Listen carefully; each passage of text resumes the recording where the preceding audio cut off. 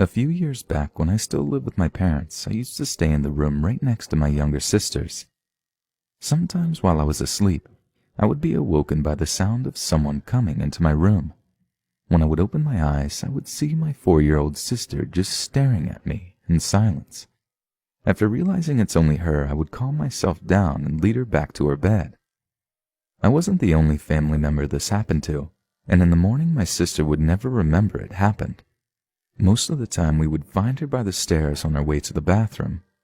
My parents worried about her falling down, so they put a child gate in front of the stairs.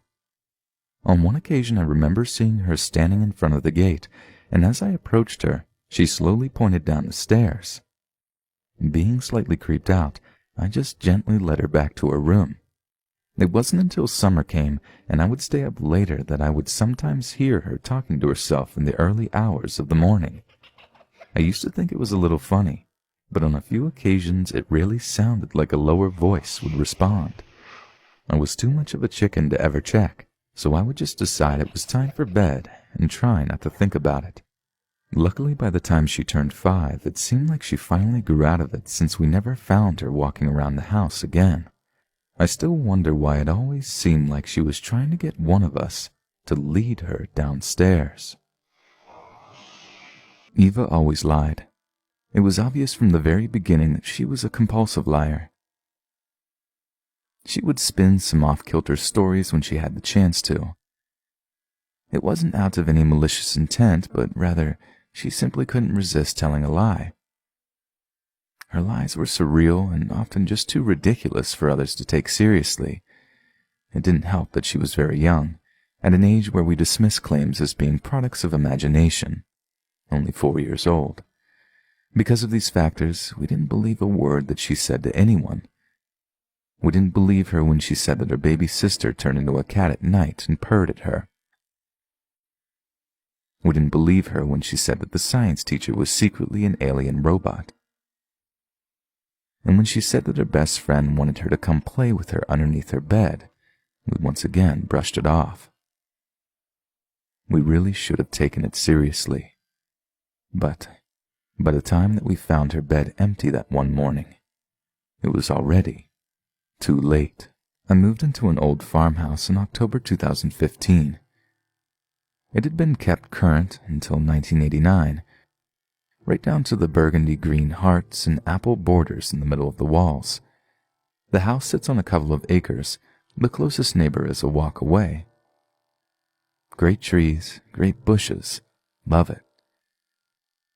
But lately, I've noticed weird things, like how none of the closets have doors, or how I wake suddenly just as I'm starting to drift off to sleep.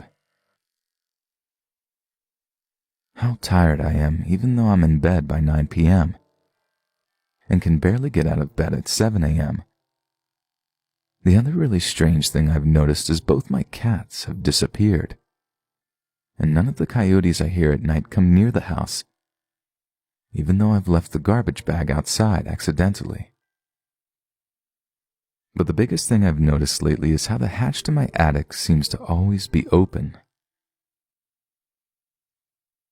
though it used to be nailed shut. My son went missing 2 weeks ago. Like a good parent, I filed a police complaint. I participated in the search efforts, and I was heartbroken when they could not find any trace of him. I gave up. I asked the cops to give up too. It was hopeless, I said. They did not give up.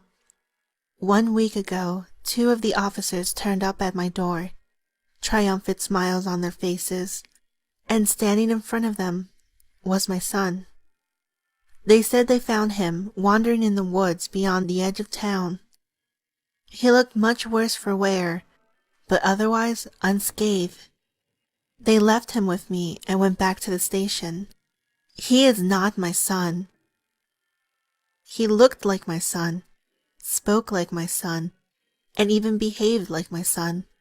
He settled in with me, but please believe me, he is not my son. Every night since that day, I've woken up in the middle of the night in cold sweat. I always see him in the doorway of my room, his body silhouetted by the night light behind him. He always leaves as soon as I wake up. Please, you have to trust me. Whatever he is not my son. Why do I seem so sure? Because I killed my son 2 weeks ago and buried him in the forest.